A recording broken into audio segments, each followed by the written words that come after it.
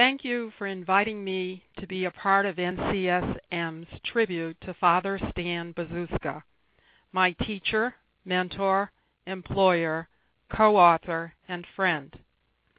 Since many of you never knew Father B, I am going to take you on a brief journey through the highlights of his persona. Two traits in particular characterized him: energy and enthusiasm. He had more of those at 90 than many folks 1/3 his age. Father B is celebrating his 90th birthday at our state math conference in this photo. Curiosity was another trait that he had in abundance. Machines absolutely fascinated him. In the early days of the Boston College Math Institute, he received a grant to develop a logic machine he gleefully called DOPE, short for Deductive Operations Programming Experiment.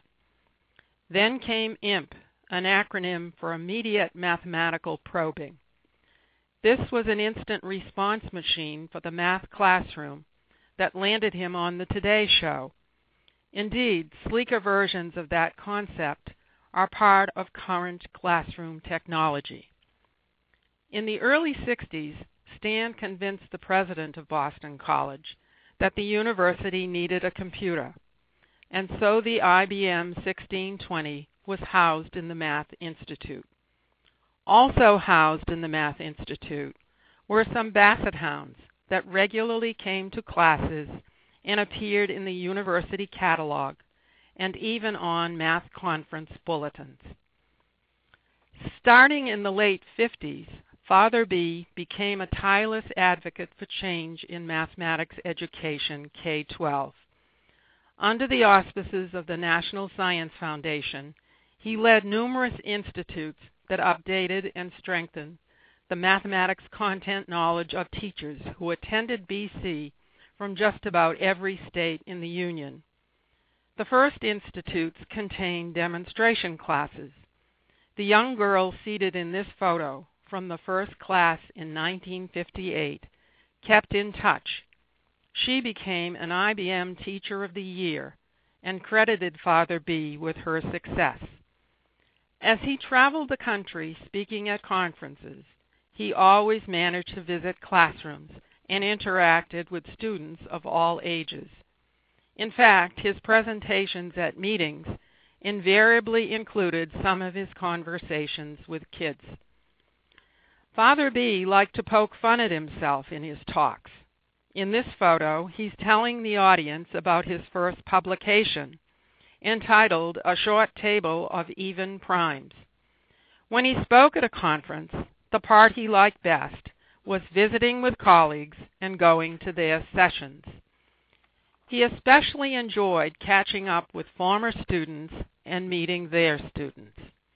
It was an incredible experience to collaborate with Father B in writing because his mathematical and pedagogical interests were so varied and typically were ahead of their time.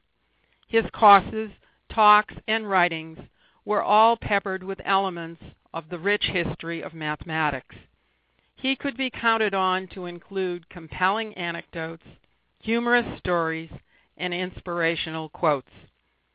One of his favorite presentation passages was this: "There is an old Hebrew saying, 2 things a man must do for himself, which even God cannot help him to do: to make a friend and to find a teacher." And often in the classroom, many discover that both, the teacher and the friend, are one and the same person.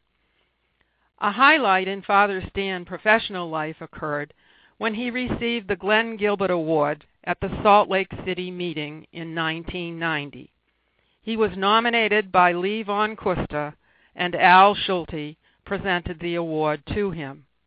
These photos, taken by Sue Tobin, Alex Tobin's wife, capture the happiness of that event.